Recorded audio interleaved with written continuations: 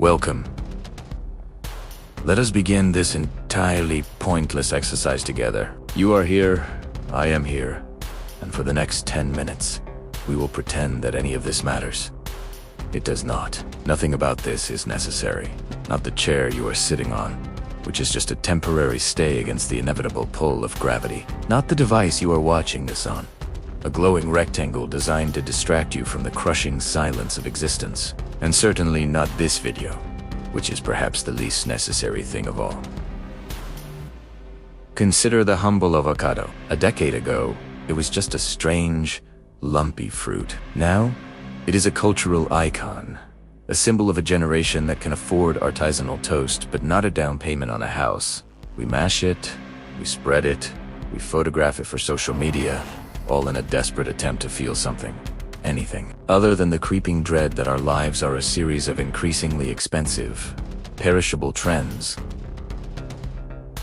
Was the avocado necessary? Of course not. It is a fatty green distraction from the void. And what about our jobs? We wake up to an alarm, a cruel siren call to another day of productive labor. We spend 8, 10, 12 hours a day moving papers, clicking mice, attending meetings about future meetings. We create spreadsheets that no one will read, write emails that will be instantly archived, and sell products that will end up in a landfill in 6 months.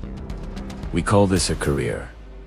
We call this purpose. It is a meticulously constructed performance of importance, a stage play where the only audience is our own anxiety. Nothing about your job is truly necessary, unless you are one of the 3 people left on Earth who actually knows how to keep the power grid from collapsing. If you are, thank you for your service. For the rest of us, we are just rearranging deck chairs on a very, very slowly sinking ship. Let us discuss our hobbies.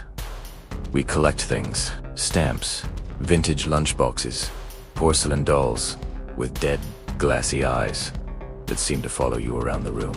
We fill our homes with these objects, creating little museums of our own eccentricities. Or we decide to become experts in something utterly useless, like identifying every species of garden slug by its slime trail, or mastering the art of building ships inside glass bottles.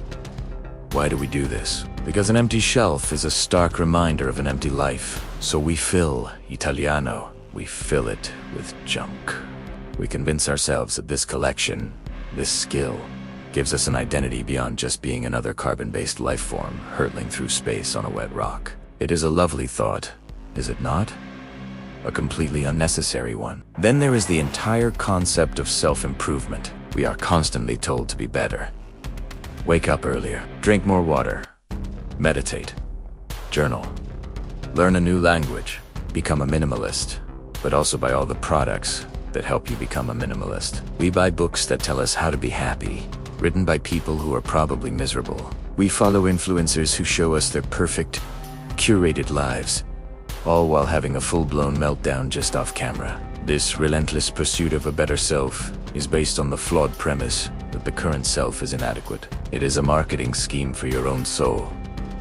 You are fine, you are also doomed.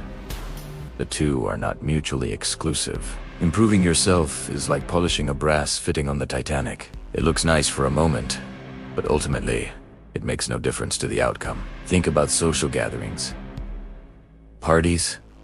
We cram ourselves into rooms with people we barely know, making small talk about the weather and the traffic. We eat tiny, unidentifiable snacks from a platter and drink beverages that make us say things we will regret tomorrow. We smile until our faces hurt.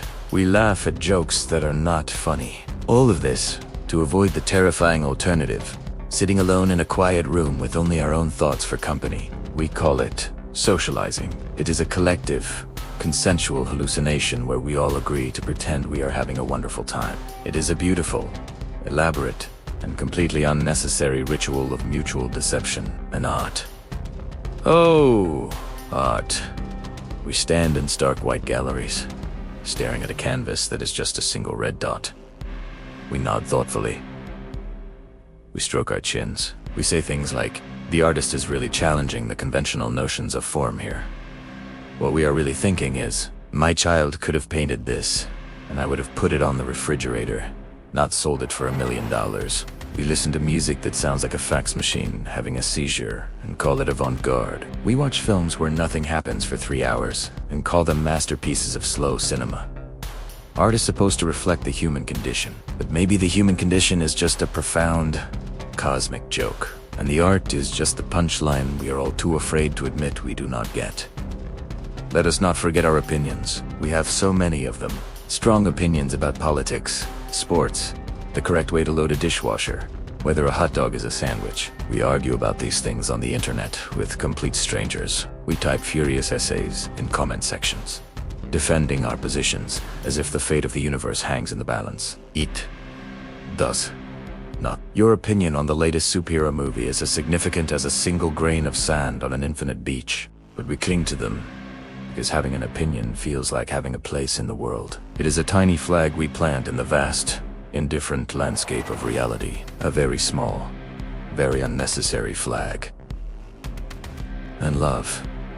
That grand, epic, all-consuming emotion. We write poems about it, sing songs about it, fight wars over it. We search for our other half, our soulmate, believing there is one person out there who will complete us. This is a lovely narrative, borrowed from fairy tales and romantic comedies. The reality is often far more mundane and far more complicated. It is about who remembers to take out the trash and who gets control of the remote. We build our entire lives around this concept, hoping it will shield us from the existential loneliness that gnaws at the edges of our consciousness. It is the most beautiful, most powerful, most utterly unnecessary distraction of them all. So are we are at the end of this journey through the unnecessary. You have spent 10 minutes of your finite existence listening to this. Time you will never get back. Time you could have spent doing something equally unnecessary, like alphabetizing your spice rack or teaching your cat how to play chess. But you chose this, and I chose this. Perhaps the most human thing of all is our shared commitment to doing things that are completely and utterly unnecessary. Perhaps that is the whole point. Or perhaps there is no point at all. Both possibilities are equally absurd. If you found this particular brand of pointless observation even remotely tolerable, then go ahead and do the unnecessary thing. Share this video with someone you wish to mildly confuse. Like it as a symbolic gesture of your fleeting approval, and subscribe to ensure you do not miss the next installment of our collective march into the meaningless. Thank you.